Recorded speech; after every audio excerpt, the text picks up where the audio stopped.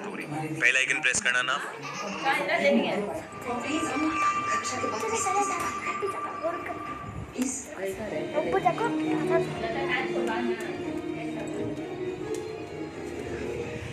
रक्षाबंधन का दिन भाई बहन का दिन कहलाया जाता है।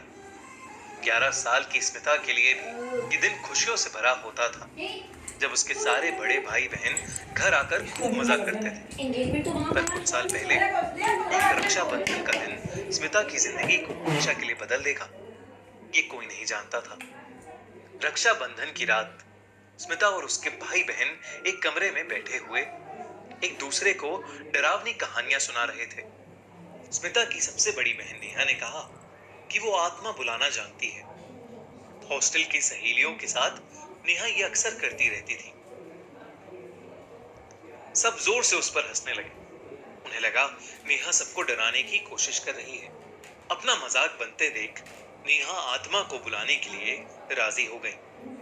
नेहा ने कमरे की सारी लाइट्स बंद कर दी और सबको एक गोले में बैठने के लिए कहा। उसके बाद नेहा ने गोले के बीच में एक कैंडल और एक सिक्का रख दिया।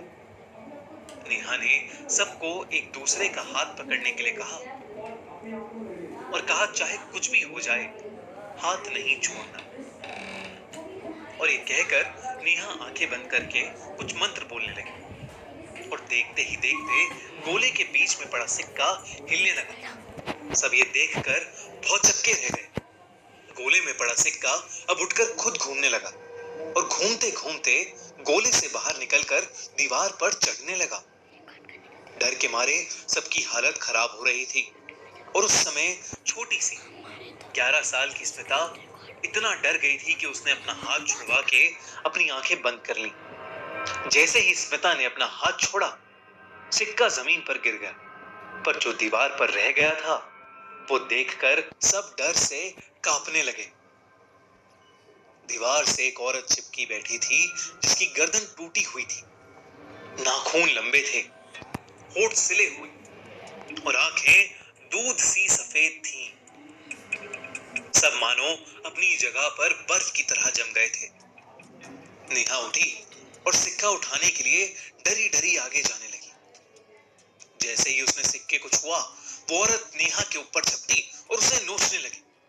ये देखकर स्मिता जोर से चीखने लगी और स्मिता के मम्मी पापा अंदर आ गए थे। उन्हें देखते ही वो औरत नेहा के ऊपर से गायब हो गई।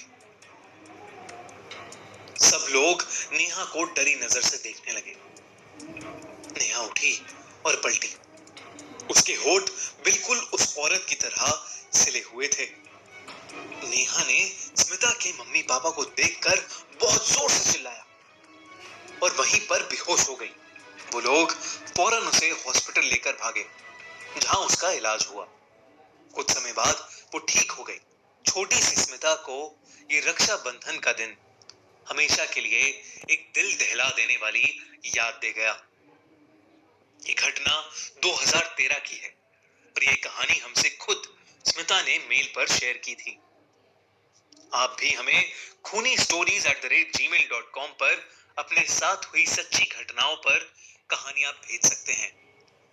तो सब्सक्राइब करिए